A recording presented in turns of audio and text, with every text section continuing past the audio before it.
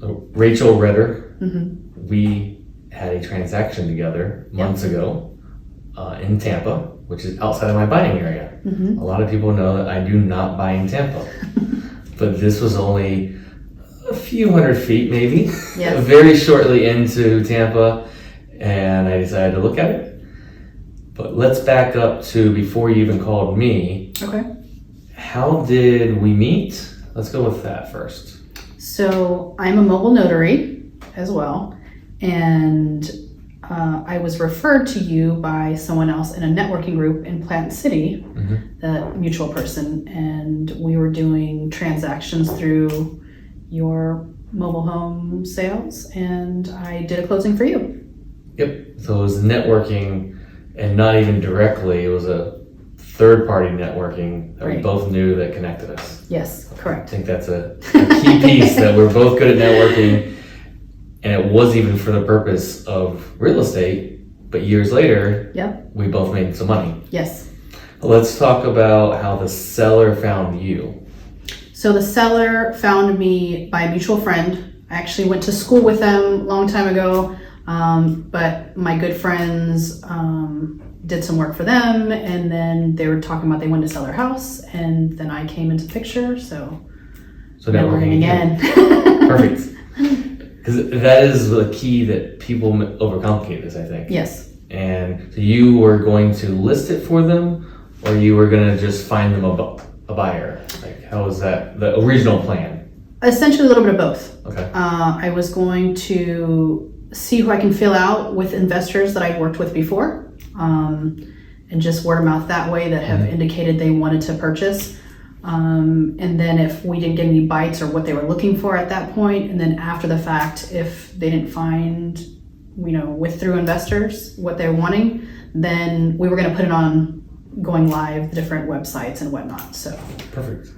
So you were looking to use your network again, and you explained exactly what was going to happen with the property, the process to your seller. So you were looking to work with investors. A lot of realtors think that that's not possible. Yes. And vice versa. A lot of investors these days think that realtors won't ever bring a good deal. Yeah. And this is in the middle of the time that people say there's no good deals out there. Right. Perfect. So let's go to our next question. Why did the seller say he needed to sell? Well, at first, this happened to be an estate property. Okay. So mother had passed, and it passed down to son and daughter, and they found a better opportunity in another state. So really, they just wanted to kind of get rid of this and didn't plan on coming back here, and wanted to use the monies that they received from the sale to disperse to the grandchildren. So that's originally what that was for, and part of it was for the grandchildren, part of it was to start their other life in this other state. All right. And let's jump to, I gave two offers after you showed me the property. One, your traditional, here's my cash. Yep.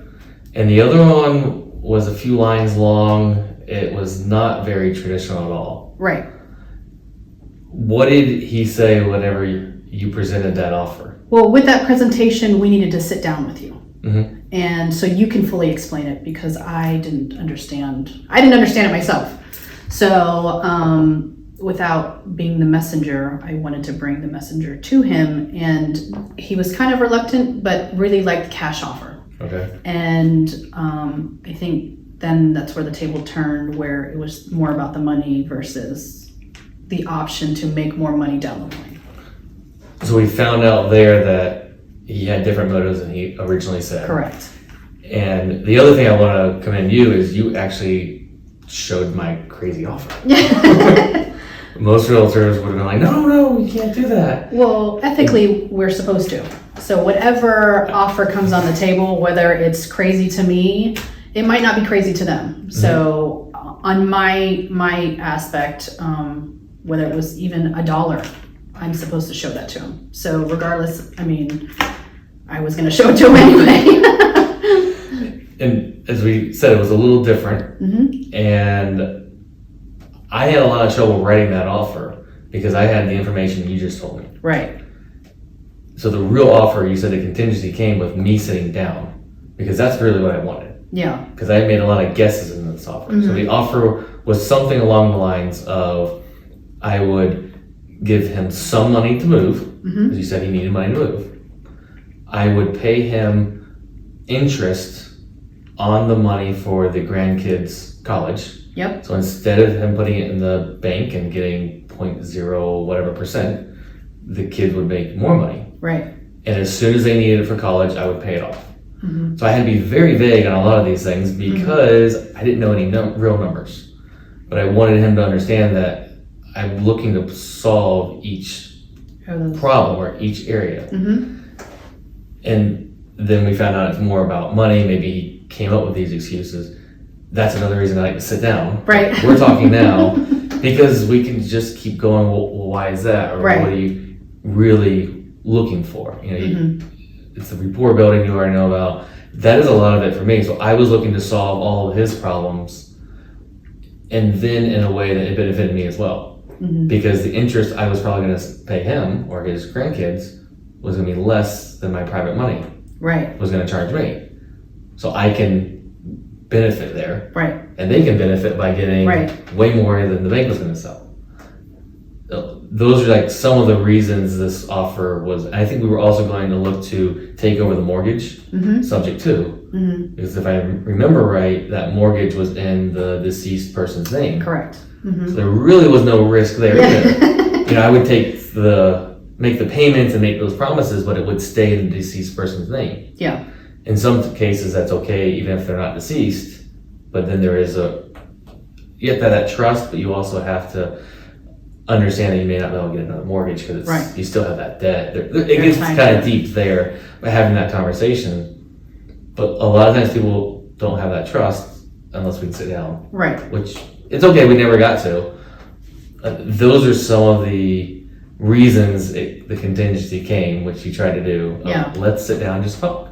I think in this instance, it's not going to work with every investor, only because this was a family-oriented thing. And I think realtors, for us, we have to know who our sellers are, and we can communicate that to you as an investor of, hey, here's their situation more intimately, and it's not just like a distressed property where they're just kind of throwing it away and do we really need to use a realtor? But they're using us for a reason, so we have to communicate that to you guys too, so you can help us help them.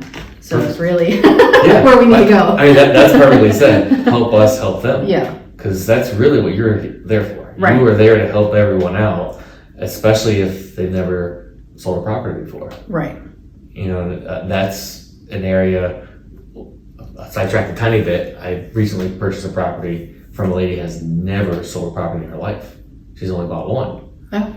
You know, and I'm very into I buy properties, but I forget the very basics sometimes.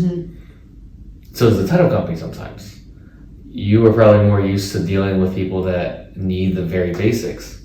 Well, she saw the email with the HUD on it, and before it got explained, she thought we were ripping her off because she was not getting enough money to pay off her mortgage. Oh. And she didn't know that the title company would pay that off. Yeah. Who do I write the check to is what they asked. Yeah. So, you know, like, I just think, I know it because the title company does it every time, and I'm not used to the very, very basic. Yeah. And that was one of the moments I was like, I need to start at the very bottom. You're probably used to that. Yeah. Every that's time. What you do every day. Every time. Let's get back to this property in Tampa.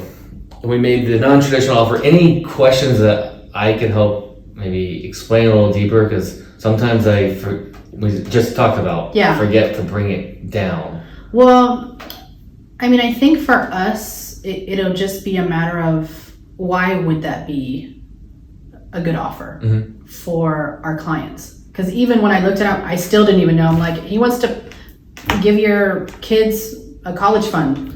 But what does that break down to? Like, you know what I mean? Like, so that's where, without sitting down, you can't come up with the real number. I'll give an example of a different property of how it really worked out, because we were talking about making the payments. We had to go back and forth and get her, I think it was her CPA involved, because she was getting some government assistance. and she lived in a assisted Okay. living facility. If she received cash for that property, she would have lost her Yep. government assistance. And then the next year she wouldn't have it, or she'd have to reapply. Right. Well, we went through the numbers with her financial advisor to figure out if we made X payment, I think it was about $290 a month, she lost $12 a month of government assistance. Okay. She was willing to take that trade, Yeah. because that makes sense. Yeah. And or makes dollars, really. Right. You can't get that without sitting down, having a conversation, and maybe multiple conversations, and getting someone else involved. That would be the scenario to look at in this one. You know, I had no idea I had no idea how old the kids were. Yeah. For some reason, I felt like they were teenagers or the grandkids. They were. Yeah. Mm-hmm. So in my mind, I was thinking, okay, that's probably 3, 4, 5, 6 Yeah. years. But that would have needed to be clear. Maybe they don't go to college right away, and Right. it can really be set up however he wanted to set it up, as long as it still worked to my side. But that's We why didn't get to that point. sitting there asking questions. But you know, that's the Yeah. beauty of it. And it, like you said, it doesn't work for everyone, and it's so non-traditional. It's also hard for people to grasp that. Oh, he's going to solve this problem. No, just give me cash, and then I will take that cash and go and solve my problem. Yeah. But coming somewhere in the middle is usually can benefit both, as long as you both have trust in each other. Yeah. Which is part of sitting down, sometimes for hours, and just talking. Absolutely. Yep. All right. All right. So what's next for Rachel?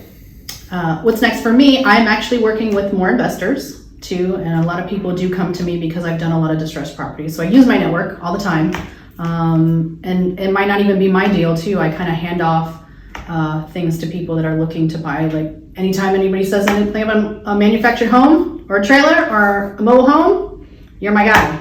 So I reach out to you first. But for me, working with more of the investors, multifamily properties too, I'm looking into, and just starting my own brokerage. Really, that's the next thing. So by starting your own brokerage, you'll be looking for agents to join? Agents for sure, and even more investors too that are looking to purchase properties, for me to seek out for them, buy them, sell them. So both ends. And the multifamily, is that for you to represent people or for you to be involved in the investment syndication. side? Mhm. Okay, syndication? Mhm. Cool. What got you into the syndication idea? Just another friend networking and wanting to do that too, and I was like, how do you buy apartment complexes? And I got really interested in it. So really just using my network with investors too that are wanting to put their money in different places, another form of real estate. So now I'm adding that to my checklist. Cool. I love it. Yeah. I love it even more because it's not mobile homes. No, Yeah.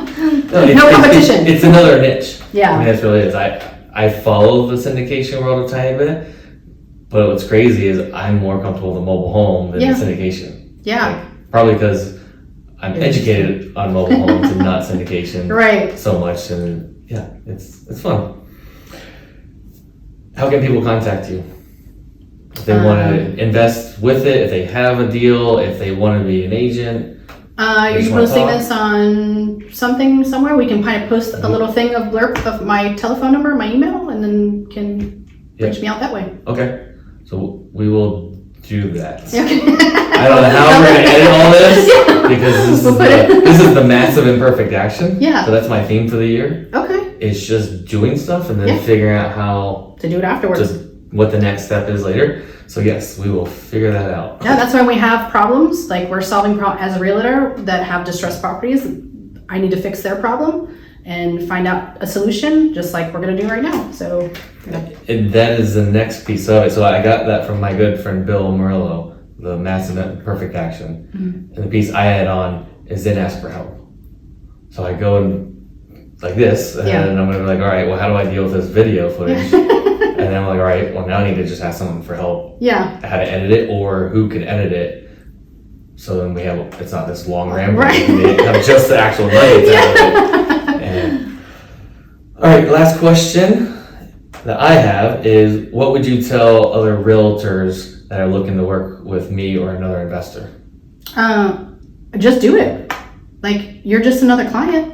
There's anything different. Actually, it might be a little bit easier working with an investor because most of the time it's cash. And it's a smoother process. So if you really want to make your money, there's not a lot of the times you already find the property. So there's not much for me to do. I just have to call the agent and, do the deal, and that's pretty much it. So to me, you're easier I agree with client than what about the idea that investors just want to beat up the price and give all these super lowball offers all the time? It's having a conversation. Our job as realtors is to have that conversation with the listing agent or whatever agent it is, the buyer's agent. An offer is an offer. No, there's never a stupid question. You always ask a question because somebody needs to know that answer, whether it's you or somebody else. So you might as well just answer it. But the same thing, who doesn't like to get a deal? Everybody knows that. Yeah. So whether you're calling me and saying, hey, if it's a for sale for $200,000 and you throw in 150, well, I'm going to come back, a counter and say, how about 175? Or, just having that conversation. So if you don't want to talk to anybody, then absolutely don't get in this business. But, you have to remember that people are going to give you those offers or whatever. It's just having a conversation. I think the conversation has changed. The people that are successful now in real estate is because they like to talk and have the conversation. Yeah. If they give up, well, you're probably not making a lot of money. So going that extra mile is really what we have to. I think one of the last properties you brought to me was something like those numbers, like 200 and something. And I was like, I'm not anywhere close to that. Yeah. But one of my mentors, Peter Fortunato, says if you don't give an offer, that means you think the property's worthless. So really, that was a really good. It's more insulting to say, no, Yeah. I won't offer on that versus, to me, it's only worth half. Yeah. Doesn't mean it's worth half. It's just that's all You can give. I can give Yeah. because of my plans with the property. Yeah. So, Oh, that's awesome. interesting. Okay. Anything else you want to talk about or share with people? Well, maybe on your side, Mhm. why don't we just talk about the realtor side too? Like, why should we seek out more working with you in your opinion? Oh, because we're repeat customers. And now, just like all realtors aren't the same, all investors are not the same. When you trust and they've proven that they can close, they're for sure. Versus the financing contingencies and all these other contingencies. Investors should be for sure. Like, if they say they're going to do it, they should really do it. And even put in a 0 inspection period. If they're that confident, it should be a 0 inspection period, or maybe a day or two, not very long, and put down a bigger deposit. We've put down agreements with much more than, was it 2 or 3% as a standard? Like $1,000. Yeah, $2,000. One of the last properties I put down, I put $45,000 escrow deposit down. Oh, okay. I was that confident Yeah. because I was going to buy it either way. Yeah. I had money, so why wouldn't I do it? Yeah. So it's the confidence, I think, and the speed as well. And speed goes both ways. Like this one was the probate, so I was able to wait. Yeah. And it was still a short amount of time too. Yeah, it was very fast. I think it was faster than I expected with the probate. But even if it took 2 or 3 months, I wasn't moving in there, so I didn't have to time my other property. But you got to find the right investor, just like you have to find the right realtor. Now, with this non-traditional offer that you gave too, now what advice would you give? Probably, maybe I should tell my agents about non-traditional offers. Like, should they not? And that's our job, to give every offer on the table. But maybe, having that conversation, what things would you probably add to it to say, hey, have them really look at this offer because, or even investors in general. I think getting a tiny bit of the benefits from it and handling it really how you did it is, I'll say, sell them on, let's just sit down and see what he or she has to offer here, what this offer really means. And worst, cost us a cup of coffee in an hour. Just have the conversation. I wouldn't just try to translate it all because it's probably not going to work. Yeah. And as we already talked about with this offer, that offer was really to sit down and talk. Like, here's some things that we could do, but it wasn't a full offer because I didn't have any exact numbers because I didn't know what I this didn't know. was. I didn't know how much money needed to go to what pot. So it's really just, I think, sitting down. And I think that is a huge edge because you are one of the few realtors that even presented that offer, Really? that crazier one, because they're almost fearful to even do it. Now, I would also say, because you have the fiduciary responsibility to make sure that everything is going to be legit. There's a lot of things that sometimes people think that buying subject to is not legit, and it is. There's actually the line on the HUD, but that's like the easy one. And I would question maybe the investor on some of it to, like you said, to get educated, but also just to feel it out. The title company's going to figure it out anyways. If it's not ran through a title company, then I wouldn't be worried about the investor. Okay. Well, that's good to know. I mean, I think that was the first time I ever had some kind of non-traditional, and I was more intrigued, I think, than they were, and I really wanted to be that fly in the room, so I was like, okay, come on, let's sit down. But I'm glad that we got to talk about it, just so it'll be more clarity for me, and I can tell other people, like, hey, if you ever see something crazy like that, I wouldn't say crazy, it's just different. Different, non-traditional. It's crazy until you sit there and understand the benefits. Then it's like, well, the other one's actually crazy. Why didn't we go there? Why do I want to only make 0.6% on my money in a bank account? When I can make whatever the other offer is. And going on that, so let's say he said, all right, I need 10% interest. It could still work as long as the payment. Because it's really the payment for a cash flow investor. For someone that's going to fix and flip, it's a little different. Price matters, but you either get terms usually or price, and not both on either side. Every once in a while when it's that home run you don't expect, you might get both. But in general, somebody gets price and somebody gets terms, and then they both win. I like the non-traditional stuff too. All right, any parting words or anything? No, I appreciate you all the time networking. I love it. Well, thank you, Rachel. Thank you too.